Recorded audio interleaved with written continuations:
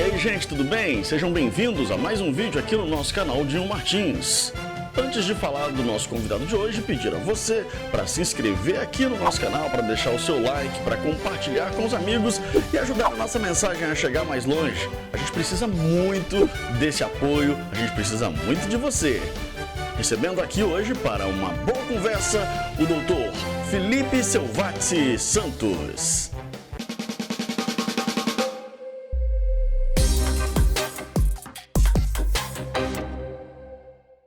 Aqui comigo o novo presidente da subseção OAB de Aracruz, doutor Felipe Selvati Santos. Bem-vindo, doutor, é um prazer recebê-lo aqui. Obrigado, Dinho, boa noite, tudo bem? O senhor acaba de ser eleito presidente da subseção, a 13ª subseção aqui de Aracruz.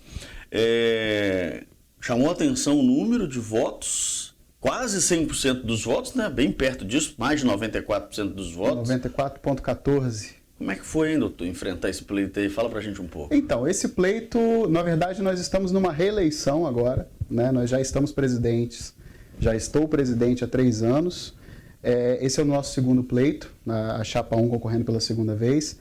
Nós tivemos uma disputa há 3 anos com um colega que também encabeçou uma chapa, mas esse ano, acredito que em decorrência da administração que tem sido feita, com a nossa equipe que foi formada, com o voluntariado que se formou dentro da OAB, né, nós não tivemos uma chapa de oposição aqui dentro. Nós tivemos quase que a totalidade dos votos válidos. Claro que o colega sempre tem a opção de não votar na gente. Foi muito gratificante ter um percentual tão alto de votos válidos. Foi o segundo maior percentual do Estado. Nós só perdemos para o nosso colega de Iguaçuí, que teve 95,5% de aprovação. Nem tão longe assim. mas estamos quase, né? E esse resultado para a gente é muito satisfatório, porque é uma resposta da advocacia para a gestão que já tem sido realizada nos últimos 3 anos. Né? Nós vimos da última vez com o apoio do Dr. Nilson Frigini, que foi o primeiro presidente da 13ª subseção lá em 1990. Ele permaneceu nesse cargo praticamente aí até 2007, 2009, e todas as chapas que ele lançou desde então venceram, né? Ele nunca perdeu uma eleição aqui na ordem. Nós estamos dando continuidade a esse trabalho. Agora doutor, o senhor foi chapa 1, casada com a chapa do também vencedor e também reconduzido o presidente, o Risque Filho, né? Sim, nós apoiamos, como apoiamos também no último pleito, o presidente José Carlos Risque Filho. Ele, no nosso entender, a gestão dele foi uma gestão revolucionária dentro da OAB.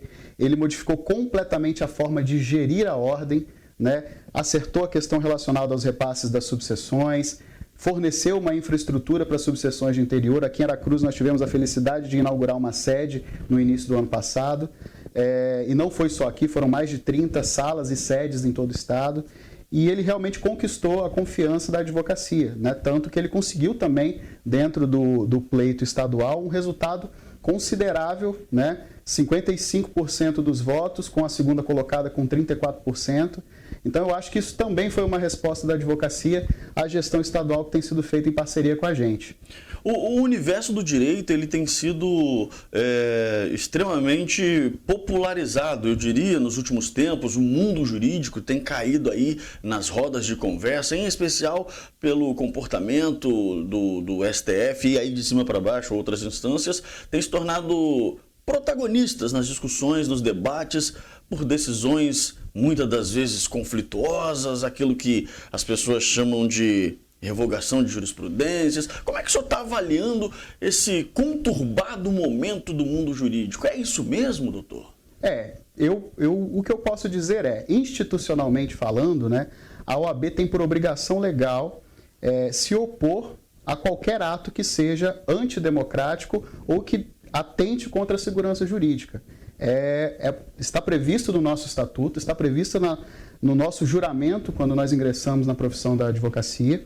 E o que nós vemos aqui, independentemente de posicionamento político, né, claro, é que existe um ativismo judicial muito grande, e esse ativismo judicial tem se baseado em princípios que muitas vezes vão de encontro ao que a lei determina. Então nós temos casos que nós observamos diariamente na mídia, na justiça, que em alguns pontos, né, existe sim uma extrapolação do que deveria estar sendo feito, no nosso entendimento. Né? A OAB, em casos mais críticos, ela tem essa obrigação de intervir, né, de se manifestar, mas o que a gente tem visto mesmo é mudanças repentinas de jurisprudência a depender do agente político que está sendo envolvido. Nós estamos vendo alguns tipos de prisão ocorrendo de forma... claro, né, não podemos afirmar que é arbitrária sem conhecer o processo, mas que pelo menos para quem... Sintomas são evidentes, né? Pelo menos para quem está acompanhando de fora é o que parece, né? Nós estamos vendo denúncias surgindo em todo o país de conluio entre magistrados e promotores na hora de conduzir um processo de alguém importante, seja de um espectro político ou outro, né? E a advocacia ela tem que se posicionar, independentemente do seu posicionamento político, sempre contrária a esse tipo de situação, seja para quem for, né? Independentemente de quem é o agente que está sendo atacado ou que está sofrendo aquela represália. Por quê? Isso hoje acontece, às vezes, com um desafeto nosso. Amanhã acontece com um afeto nosso, conosco, né? Com um parente, com um amigo, com um político que a gente entende que é a pessoa adequada para estar ali. Então, a lei ela tem que ser aplicada para todo mundo de forma igualitária, observadas aí as peculiaridades de cada caso, claro. Os contraditórios, né? O contraditório e ampla defesa tem que ser sempre respeitado, né? Nós nunca podemos nos posicionar de forma favorável à arbitrariedade, seja ela qual for e seja ela contra quem for. Agora, vamos voltar aqui um pouquinho mais aqui para Aracruz, para a gente falar um pouquinho mais aqui desse processo da OAB, essa instalação, essa nova recondução bem sucedida. São em torno de quantos advogados que hoje são aqui, estão aí sob a sua, digamos, jurisdição, doutor? Aracruz hoje tem, em média, esse número tem aumentado, nós tivemos uma entrega de carteiras essa semana para mais 4 colegas. Aracruz tem, em média, hoje, ativos 370 advogados. Isso é um número muito alto, considerando que a nossa subseção é a única subseção do interior que abrange apenas uma cidade. É só Aracruz. Então, nós temos esse número de advogados só realmente na cidade de Aracruz. Nós temos 2 faculdades que têm formado muitos alunos e que têm formado muitos advogados, né? O que também diz muito a respeito da qualidade do ensino que vem sido entregue aqui, né? Muitos colegas têm sido aprovados, a gente tem que dar os parabéns a eles a isso. Mas a quantidade, digamos, de advogados, ela é uma consequência até de uma política nacional que vem sendo feita, né? No Brasil, nós temos mais de 1.300.000 advogados. Tem países menores do que a quantidade de advogados que nós temos aqui no Brasil, né? E aqui em Aracruz não é tão diferente. A nossa subseção, por exemplo, tem quase o dobro do tamanho da subseção de Ibiraçu, que abrange 6 cidades: João Neiva, Ibiraçu, Fundão, Santa Teresa, São Roque, Santa Maria do Jetibá, né? Então, realmente, em Aracruz nós temos um mercado muito, digamos assim, aquecido da advocacia, né? Mas existe demanda. Aracruz é uma cidade que tem um potencial industrial muito grande, uma cidade industrializada, tem muitas empresas de fora, tem muitas empresas daqui mesmo que movimentam muito o mercado e isso acaba gerando conflitos na justiça. E quando o senhor fala nesses quase 400 advogados, são da ativa ou são pessoas... Porque muitas das vezes a pessoa ela estuda, se forma, até passa na OAB, mas ela não exerce. Ela simplesmente vai continuar estudando, de repente visando um concurso ou, enfim, de alguma outra forma, atuar de uma forma mais restrita. É muito natural que alguns colegas formados em Direito utilizem a advocacia como um trampolim para outras carreiras, né? Outros sonham com a advocacia e querem seguir com a advocacia para o resto da vida. Quem quer ganhar muito dinheiro com o direito tem que ser advogado e um advogado muito bem sucedido. Porque na carreira pública você vai ter estabilidade, você vai ter status, mas você vai ter um limite de vencimentos, né?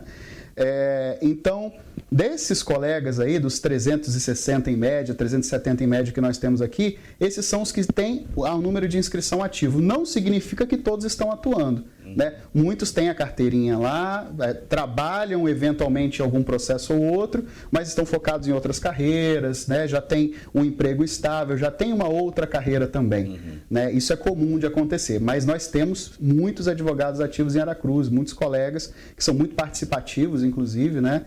É uma comunidade aqui que se forma em volta da OAB, né? Quase todo mundo se conhece, né? Os colegas novos começam a aparecer no dia a dia do fórum, então a gente tem um contato muito bom. São muitos colegas, mas efetivamente, assim, de alguma tem forma menos, fica né? meio que irmanado ali, né?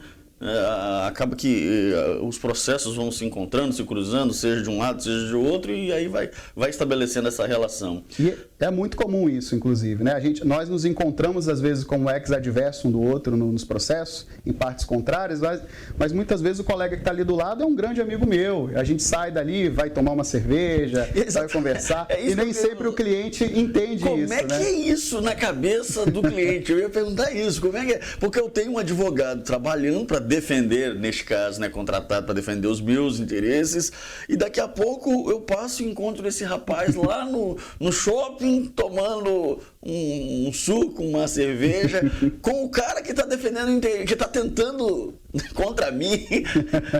Isso deve ser bem difícil. Calma, não é assim. Profissionalmente, nós advogados temos a obrigação de separar as coisas. Claro. Né? É claro que o cliente tem um envolvimento emocional com a causa. Ele nem é obrigado a ter esse discernimento, mas os advogados têm que separar as coisas. Como eu falei, muitas vezes a parte contrária, quem está defendendo a parte contrária é um amigo nosso, é um padrinho de casamento, é um colega de faculdade, é um professor, como aconteceu comigo essa semana. Então, existe, claro, dentro do ato da audiência, dentro dos atos do processo, cada um está defendendo um lado. Claro. E às vezes a situação se torna um pouco mais ríspida, mais séria, claro, de forma sempre respeitosa. Mas não é incomum que advogados discutam durante a audiência, né, e saiam conversando normalmente. Por quê? É uma questão profissional. Nós temos que saber separar essas coisas. No né? mundo político isso é muito comum.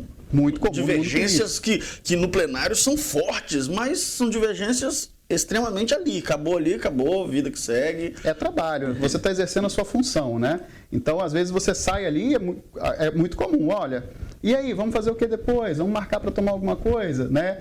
A gente tem que tomar, às vezes, cuidado de fazer isso na frente do cliente, porque nem todo mundo entende essa realidade. Dentro do processo, a gente pode até estar em sentidos opostos, né? Mas é uma questão estritamente profissional. Fora dali, às vezes são amigos, parentes, colegas, né?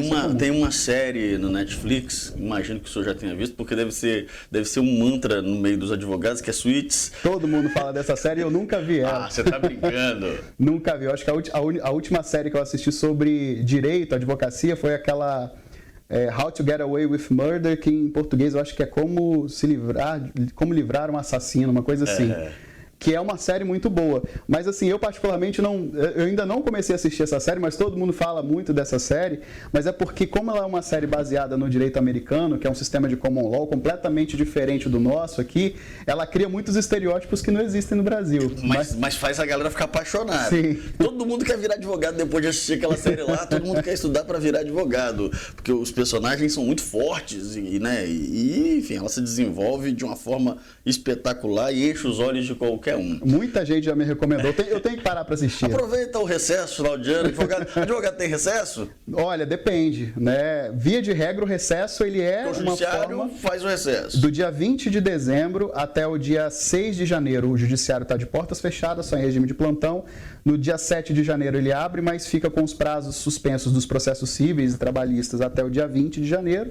E depois volta ao normal. Teoricamente, esse período é um período que os advogados utilizam também para tirar as suas férias. Dá para dar uma descansada. Quando é possível, porque a demanda não para só na questão judicial, né? Sim. Eu, particularmente, tenho bastante tempo que eu não aproveito esse recesso, mas é o período de férias da advocacia, sim, né? Mas essa situação do judiciário, às vezes está de plantão, as situações de emergência que acontecem, os colegas que trabalham com a advocacia criminal dificilmente vão aproveitar o recesso. Acho que trabalha mais nesses períodos, né? Acaba trabalhando mais. Carnaval, então, meu Deus, é um negócio de louco. Aí o senhor falou aí dos criminalistas, eu ia perguntar sobre essa questão. O direito, ele é bem amplo, claro, mas a gente poderia definir de forma mais simplificada o que? Criminal, administrativo, público? Então, se a gente for pegar as áreas de especialidade, é praticamente como a medicina, tem inúmeras, né? Quais são as áreas mais comuns que nós temos no dia a dia que os colegas tendem a ingressar mais nessas áreas, principalmente início de carreira? O direito criminal, O criminal é o mais fácil? É modo de dizer. Olha, assim, porque... eu não posso falar muito sobre o criminal porque eu não sou criminalista, mas eu garanto que eles passam muito perrengue. Os advogados criminalistas, como eles têm que lidar com questões dentro de delegacia, como eles têm que lidar com questões envolvendo diretamente a liberdade, né, e crimes e de um modo geral, eles passam, digamos assim, as prerrogativas desses advogados tendem a ser mais violadas do que os dos demais.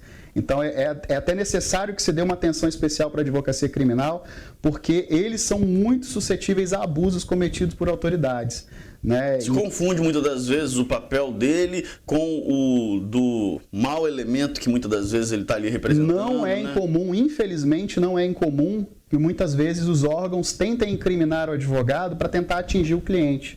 Porque nós temos um sigilo, né, que deve ser observado e muitas vezes para que se quebrar esse sigilo você também tem que acusar o advogado. Então não estou dizendo que isso é uma coisa que acontece sempre, mas isso também acontece. E os colegas eles têm enfrentado esses problemas justamente porque às vezes o horário de trabalho da advocacia criminal é à noite, à madrugada, ao fim de semana, é quando você tem mais dificuldade de acessá-la ali para dar esse suporte. Mas assim, voltando àquela questão das especialidades, o que a gente vê de mais comum é a advocacia relacionada ao direito do consumidor, que é muito comum. Essa é a top, né? Os juizados especiais, né, que os colegas ajuizam as ações, aquelas questões relacionadas à compra e venda de produtos. Conflito de interesse comercial.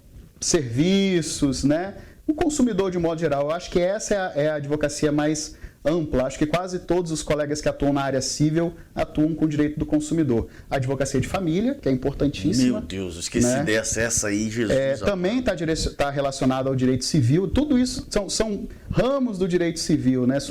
Subgêneros, digamos assim, do direito civil. Mas a advocacia de família, ela é muito, muito comum, obviamente, né, são problemas que surgem diariamente, são demandas de caráter de urgência, quando tem pedido de pagamento de alimentos, alguns casos pode acontecer prisão civil, né, divórcios, conflitos familiares, de um modo geral, são casos que dão muito trabalho para os colegas, então, mas também... A tal da herança, então... Aí a gente entra nas sucessões, né, que é um desdobramento, o direito de sucessões é um outro desdobramento do direito civil, também é uma questão complexa, demanda muito trabalho, então, mas essas são as áreas mais comuns. E o direito do trabalho, que tem uma justiça especializada para isso, né? Você não julga as causas trabalhistas no fórum, você vai para a vara do trabalho, que é uma justiça especial para isso, uma justiça federal exclusiva para essa finalidade. E você tem outros ramos ali de atuação mais específicos, como o direito eleitoral, né? O direito militar, que é uma atuação bastante restrita, mas os mais comuns é isso, o direito civil, o direito criminal, o trabalhista. Agora, você falou do trabalhista aí, recentemente houve uma modificação na legislação, recentemente que eu digo alguns 2017. anos, né? E aí diminuiu bastante, né? O que a gente tem acompanhado é que essa relação funcionário-patrão, ela deu uma assentada, porque estava meio que um carro desgovernado. Não sei se o senhor, como advogado, pode falar isso, mas eu falo. Tava meio que um carro desgovernado, virou meio que uma indústria, assim, o negócio tava feio, né? O que nós tínhamos antes da reforma trabalhista em 2017 é que você tinha a possibilidade de ingressar com uma reclamação trabalhista contra uma empresa sem ter um risco, né? Então isso gerava muitas vezes demandas aventureiras. Eu vou demandar contra essa empresa que me demitiu e eu vou botar tudo que eu puder dentro desse processo, porque o que colar, colou. É o vai que cola. Isso era comum porque você não tinha risco de pagar custas, você não tinha risco de pagar honorário de sucumbência, que é o grande terror, né, da sucumbência no processo trabalhista. Com a reforma trabalhista, sucumbência é quando você... Eu perdi e quando tem você que pagar. perde e você tem que pagar o advogado da outra parte. Senão o pessoal, a Dona Maria lá está assistindo... É verdade. Mas isso era a grande questão. Eu podia entrar e se eu perdesse, eu simplesmente perdi e ficava por isso mesmo, né? Com a reforma trabalhista, foi dificultado um pouco esse ingresso de ações aventureiras, porque eu passei a sofrer o risco de tomar uma condenação de honorário de sucumbência, de ter que pagar um valor para o advogado da outra parte de toda aquela parte do meu pedido que eu não ganhei. Então as ações elas tiveram que ser mais filtradas, os pedidos são formulados hoje com mais cuidado, né? Claro que mais recentemente ainda, e eu digo isso acho que tem um mês, se tiver, eu não lembro agora, o STF definiu que é inconstitucional um dos itens dessa reforma trabalhista que diz respeito à condenação da pessoa que estava assistida pela gratuidade da justiça, que é quando o juiz diz que você não precisa pagar as custas, de pagar os honorários de sucumbência. Antes dessa manifestação do STF, você perdeu o processo trabalhista que você ingressou. Mesmo com a gratuidade da justiça concedida, você ainda tinha que pagar os honorários da parte contrária. Agora o STF disse que não pode mais. Mas isso é bem recente. Se tiver, tem um mês. Eu nem sei se tem tudo isso. Daqui a pouco o povo então vai começar, então vamos lá de novo. Mas ainda não está tão fácil assim, né? O risco ainda existe. As empresas, inclusive, questionavam muito isso, ou grandes empresas. Eu lembro que a GM do Brasil, Chevrolet, a Ford, que foi embora recentemente, tinham departamentos enormes, custos enormes, só para ficar lidando, porque tamanha era o número de processos e toda hora um funcionário entra. Então os caras quase que tinham uma empresa paralela só para tratar dessas questões jurídicas, e grandes empresas ainda têm, claro, mas deu uma segurada, deu uma melhorada, como o senhor colocou aí. Doutor Felipe, o que o advogado, claro, o senhor tem desempenhado um bom trabalho, eu converso com colegas e estou tendo a oportunidade de conhecê-lo pessoalmente, mas já ouvia falar muito bem dos trabalhos, da gestão do senhor. Como é que o advogado pode esperar melhorar ainda mais aqui essa gestão OAB nessa 13ª subseção, hein? Se já é tão bom, o que dá para melhorar ainda? Então, sempre tem os pontos fracos, sempre tem os equívocos que a gente comete durante uma gestão, né? Eu acho que tem muita coisa que a gente tem para evoluir aqui ainda. Um dos pontos que eu comentei é de conseguir melhorar a assistência da advocacia criminal. É um dos pontos que eu conversei com alguns colegas da área e que realmente a gente precisa dar uma atenção especial para isso, né? Principalmente com relação à defesa das prerrogativas desses colegas, né? O advogado ele tem uma série de prerrogativas previstas em lei que elas são essenciais para que ele trabalhe. Não é privilégio, não é para ele dar carteirada, são prerrogativas essenciais para o trabalho dele, para que ele possa defender o cliente. E quem defende o cliente, quem defende a sociedade, no fim das contas, naquele peso, naquela balança da justiça, é o advogado. Se o advogado não tiver instrumento de trabalho, e parte desse instrumento são as suas prerrogativas, ele não consegue defender o cliente vai sair prejudicado na história, né? Então a gente tem que ser um pouco mais incisivo na defesa das prerrogativas e temos um projeto para isso, uma parceria com a seccional, para que a gente traga mais a participação da Comissão de Prerrogativas aqui para Aracruz. Nós vamos reformular a atuação da nossa Comissão de Prerrogativas locais. Temos também um projeto, né, para construir uma sede própria. A nossa sede foi inaugurada no início do ano passado, mas ela ainda está em um local alugado. É um projeto que a gente já tem desenvolvido há alguns anos e nós estamos atualmente negociando a obtenção da área para que, se tudo correr bem, até o final da gestão a gente consiga, ao menos, se for possível, iniciar a construção de uma sede que vai ficar para a advocacia mesmo. Né? Isso tem acontecido em outros municípios, existe um movimento, existe o apoio da seccional, do presidente Risk, para que a gente faça isso.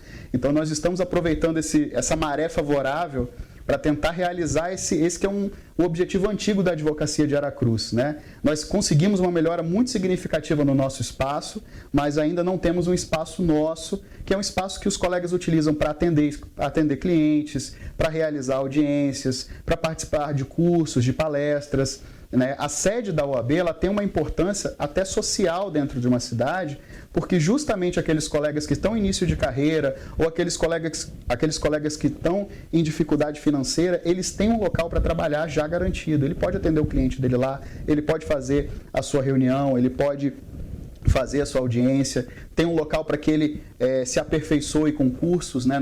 Nós temos a intenção de trazer mais cursos presenciais agora que a pandemia está dando uma colher de chá para a gente intensificar o aperfeiçoamento da advocacia. Então tem muitas coisas que a gente já tem projetado para trabalhar, e um ponto interessante é que o nosso conselho foi instituído agora e vai começar a partir do próximo ano a vigorar em Aracruz. Nós não tínhamos um conselho da subseção ainda.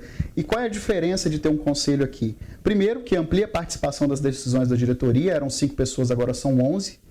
E segundo, que os processos ético-disciplinares, quando a pessoa vai reclamar de um advogado para a OAB, ou quando um advogado vai denunciar a conduta de um outro advogado, essas questões que têm que ser apuradas administrativamente, elas vão ser apuradas agora aqui, a instrução do processo vai acontecer aqui, e o relatório vai ser encaminhado para o Tribunal de Ética e Disciplina, que é ele que dá a decisão final em vitória, mas toda a instrução do processo e o relatório vai ser produzido aqui. Então, isso vai possibilitar uma resposta muito mais rápida para os advogados e para a sociedade a respeito dessas questões também. Poxa, que legal! Isso dá mais consistência, dá mais legitimidade e dá mais, eu diria até identidade ao processo local, né, ao profissional que atua por aqui, porque ele sabe que vai ser tratado com gente que o conhece. Exatamente. Imagina que o cara lá de Vitória lá pega um relatório, nem conhece o cara, fica difícil, né? Agora aqui um processo local fica mais fácil para as partes se relacionarem e se resolverem. Doutor Felipe, quero agradecer pela presença aqui no nosso canal. Agradecer ao pessoal que acompanhou aí. Esse é o nosso presidente da subseção, 13ª subseção Aracruz. Aliás, tem essa peculiaridade, né, que é exclusiva de Aracruz, conforme ele mesmo colocou. Dr. Felipe Selvatici Santos, muito obrigado. Odinho, eu agradeço muito a oportunidade, agradeço aos colegas que estão assistindo e gostaria de reiterar aqui que a OAB está de portas abertas para a sociedade, está de portas abertas para os advogados, né? A OAB é a casa dos advogados e a gente está aqui justamente tentando ampliar a participação dos colegas nos atos da ordem, inclusive inclusive, né, acabam repercutindo na sociedade de um modo geral. Então, mais uma vez, agradeço o convite, conte comigo para quando for necessário, se tiver algum tipo de demanda, se precisar de qualquer coisa relacionada à nossa função aqui, à atuação da OAB, fique à vontade para correr atrás da gente. Show de bola! Você que gostou do vídeo, deixa o seu like, se inscreva no nosso canal e ajude essa mensagem a chegar cada vez mais longe. Obrigado pela companhia e até o próximo vídeo, pessoal. Tchau!